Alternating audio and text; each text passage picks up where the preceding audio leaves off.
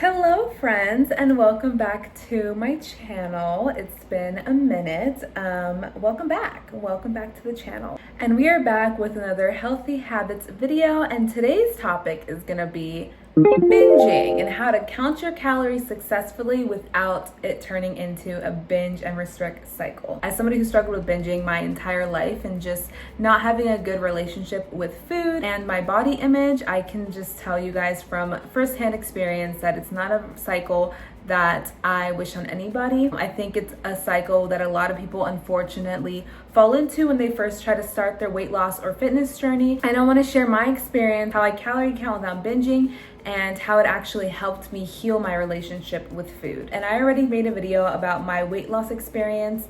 And if you want to learn more about that, then go ahead and click the video down below or linked on here somewhere where I go more in depth about my weight loss journey and what helped me. And if this kind of content interests you, then go ahead and give me a like and subscribe and follow me on Instagram and TikTok where I talk more about my experience and building healthy habits and just creating the life that we always dreamed of, because it's time. The time is now. And it's time to act like the person that we always wanted to be, because it's in there, girl. Okay, rant over. And also just a little quick disclaimer before we start the video. I am not a dietitian. I am not a professional trainer or a health professional. I'm just somebody who's currently lost weight and found something that really worked for me. These are my experiences and I hope it resonates with some of you guys. And I understand that calorie counting is not for everybody, but I know if it's something that you can hold yourself accountable to and want to implement that in your weight loss journey, then go ahead and keep on watching. I wasn't necessarily professionally diagnosed, but if you're in that binge and restrict cycle, you kind of get the gist of what that is, because it's a lot more common than people think, especially with diet culture in America and just overall us as a society. I don't feel like most of us have a healthy relationship with food and our body image. I've always been a bit on the chubbier side, on the thicker side. I'm still a little bit thick, you know, I'm working on that, but I have a completely different mindset when it comes to my body image and how I view myself versus how I did back in 2020, which is when my binge eating was kind of out of hand and out of control.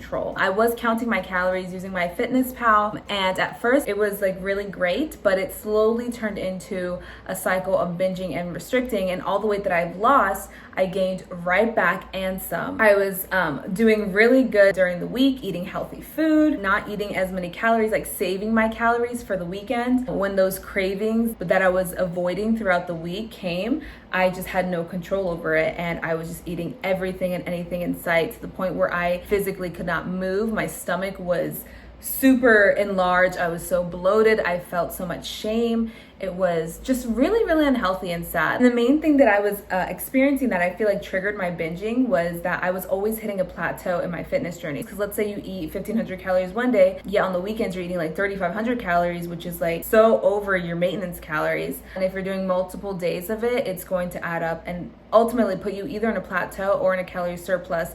And then you kind of just get in this mode where it's like, I'm doing all this work, I'm working out, I'm restricting and starving myself throughout the week, yet I'm not losing any weight. And it grows into this cycle of discouragement and like not wanting to keep going with the journey because you're not seeing the results, nor is your mindset in a healthy state. So it's really, really a dark path, and I truly wish nothing but the best for anybody on this journey and wanting to make a change, and that's why you clicked on this video. So basically that was my history with binging and when I lost weight in the past versus now. Currently on my fitness journey, I've lost 37 pounds, almost double the amount. And I've just figured out a way to completely have it, like, it's not even a big deal. Like, calories don't scare me. It doesn't have that much of a hold on me like it used to. And here are just my tips and tricks and my do's and do nots when it comes to calorie counting. My number one tip for going into your weight loss journey and counting your calories is mindset. Your mindset is everything. With anything in life, your mindset is going to be the basis and what sets the foundation for how your journey is going to go. So when I went into this journey now, I went in with the mindset of wanting to hold myself accountable. I wanted to change my lifestyle. I didn't want to be results driven. I wanted to enjoy and embrace the journey, because on my previous weight loss journeys, it was like I almost dreaded it and I was just like, oh, I have to do this, versus now I'm coming from a place of, oh, I get to do this, I get to show up, I get to hold myself accountable of how much I'm eating, how much I'm moving my body, and how I'm treating my body. And I think when counting your calories, you should go have that same mindset. So instead of looking at calorie counting from a lens of what you can't eat, look at it through a lens of what you can eat and what you can adjust and what you can change. Like I said, to lose weight, to stick with your fitness journey, you have to make changes. You have to make a shift. And that's all this is. I don't see myself counting my calories for the rest of my life. And now that I'm used to it, like I'm 7 months into my journey, it's kind of like muscle memory now, like how much oil to use, how much peanut butter to use. Is it going to be perfect each time? No. But again, if it's like a little bit off, it's not going to make a huge difference to your overall weight loss journey. But again, it comes with times, it comes with patience, and you see how much an actual portion is. I know before, my portions were out of control, babe.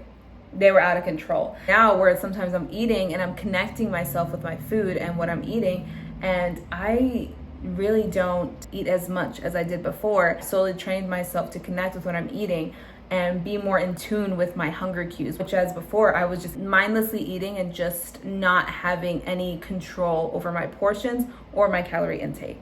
Tip number 2, set realistic goals for yourself. So that means have a sustainable deficit and also sustainable movement goals. And what I mean by that is you do not want to cut your calories way too low. You've eaten a surplus of calories to the point where your body is used to eating a certain amount of calories per day. Your body has set points.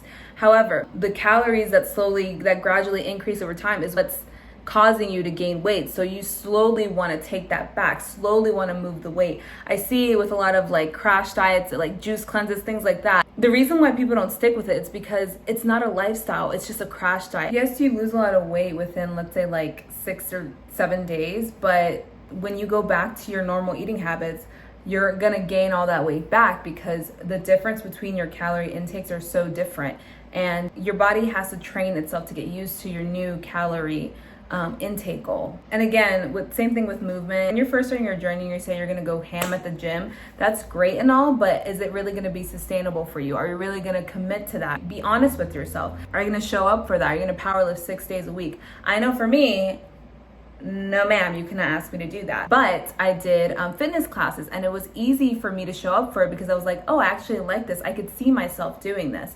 And throughout your journey, you can kind of challenge yourself and implement more habits and more weights and challenge yourself here and there. But be patient with yourself. It's a journey. It's not a race. So those are my 2 main tips. Now here are some of the mistakes to avoid. Number 1 mistake I see many people doing and still doing, which I'm shocked by, is cutting your calories too low. Girl, please do not do this. This is so dangerous, and it really does enable that binge and restrict cycle. This may be a hot take. I'm gonna have a couple hot takes in here, but anything below 1,500 calories a day, especially if you're working out, see the door, because I cannot do that. That is crazy. You know, a toddler is supposed to be eating 1,300 calories.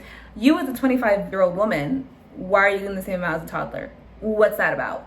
That's not sustainable. Also, if you think about it, I know for me, my mistake is I would cut my calories. Let's say I was eating like 1,300 to 1,500 calories a day, and I would think that, oh, if the less calories I eat, the better I am at it. Slowly, those little calories, I was building up this unbearable hunger. So when my treat days arrived on the weekends, I would just want to eat anything and everything. My urge to eat all those things that I was craving and telling myself no, that I couldn't, I would just go ham on and had no control over. Definitely don't cut your calories too low. I started off my journey eating 1,800 to 1,900 calories. So I recommend using the TD calculator because it really breaks down your maintenance calories. Anything you eat under that is you're gonna be in a deficit. Obviously, the bigger deficit, the faster you're gonna lose weight. The smaller your deficit, the slower you're gonna lose weight. Personally, I rather go the slower route because I know for me, I'm not trying to eat 1,500 calories a day for the rest of my life. That is just a no. And when you think about it, when you're exercising, you're burning extra calories. So you wanna fuel your muscles, you wanna fuel your body, and you're gonna feel hungrier on the days where you're going ham. Especially like leg day, your girl is starving. So I do allow myself to eat a little bit more. Not so much to the point where I'm like completely eating at a calorie surplus, but sometimes like I'll eat a little bit more than 1900 calories. I'll hit 2000 calories. I'm still holding myself accountable to my calorie goal and my calorie deficit.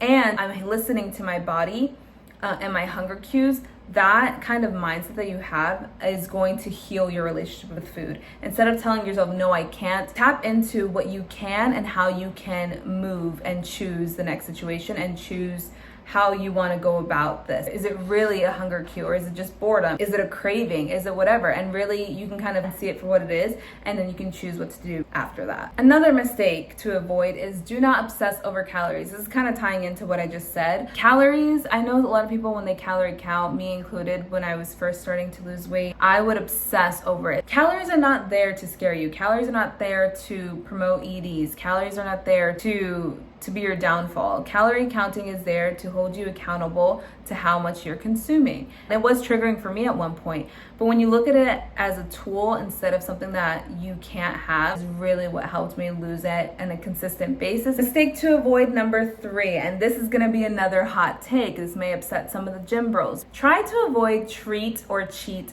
days. Now hold on before y'all come for me. Treat and cheat days never really worked for me, and I discussed this a little bit previously. I feel like treat and cheat days enables a binge and restrict kind of cycle. Like if you're having a craving for something and you're telling yourself you have to wait in order to fulfill that craving until the weekend, chances are when the day finally comes, you want that craving and more. I know for me, like let's say I wanted pizza one day and I was like, I could do like a slice of pizza, but I'm gonna wait and I can't have this because I need to be good until the weekends. And then when the weekends came, instead of like a slice or two of pizza that I was craving, I would eat a whole pie. And girl, I don't know about you, but we're not supposed to be eating whole pies. Actually, you know what's crazy? Now that I'm kind of gonna go on a tangent, I used to regularly eat like a full medium pizza from Domino's and thought that was okay. It's not normal, it's excessive, it's gluttonous. And I used to always be like, I don't know how people can eat like 2 or 3 slices of pizza. And now I'm kind of one of those people, and I think it's because I'm more in tune with my hunger cues. And this goes into my next kind of tip, is allow yourself to have all foods fit. If you want to have a more healthier lifestyle, the majority of diet does want to be healthy foods, whole foods, but we're human. Things happen, we have cravings. We live in a great country where we have a lot of great and fun foods. And it's normal to want to crave those things. I look at food as like there's no good or bad food. I see it as healthier or not so healthy food or unhealthy food. I think when you allow yourself to have that, you're more in tune with how the food is going to make you feel. Like for example, now when I eat junk food, I'm like, damn, this is really good. And that's about it. But afterwards, I'm in tune with how it makes me feel because it's like, I didn't like starve myself to have this food. It wasn't a reward. It was just like, I'm really craving this right now. So I'm gonna allow myself to have it in moderation with portion control, because I also have goals in mind. I have fitness goals in mind. And also I don't wanna be nauseous. You know what I mean? Now I can have a slice of cake or have a slice of pizza and really enjoy that slice of pizza and appreciate it, and also be more in tune with how my body reacts to it. That kind of mindset of all foods fit supports a healthy relationship with food versus binging, which is a really bad relationship with food. I think sometimes when people go into their fitness journeys, they have an all or nothing mindset. And when you have the mindset of, I can have anything that I want at any time, you know, it's not just all junk food or all healthy food, you get to create mindful choices that are based off of your goals and how you feel, and honoring your cravings and honoring your accountability and your fitness goals. You can have it all. It doesn't have to be one or the other. It has never worked for me, somebody who's grown up in the height of diet culture and EDs in the 90s and 2000s. And it's just not a healthy relationship to have with food, but at the same time, it doesn't mean that you can't heal that relationship and can't have a healthy lifestyle. And even if you do binge, you can look at what you did and connect to how it made you feel, and break that cycle by not putting yourself down and just being like, I have no control. Take your power back. Be like, I'm so tired of this cycle. When I finally figured I had control over my situation and I can do something about it, it completely shifted. It's not a diet, it's not a temporary thing that's gonna get you your dream body. It's about building a mindful and healthy life. In conclusion, those are my main tips and tricks on how to calorie count and lose weight and avoid that binge and restrict cycle. Comment down below what kind of videos you guys want to see. I'm happy to help and talk to you guys in the comments. And of course, if you guys like this kind of content, give me a like and a follow, and I'll see you guys on the next video.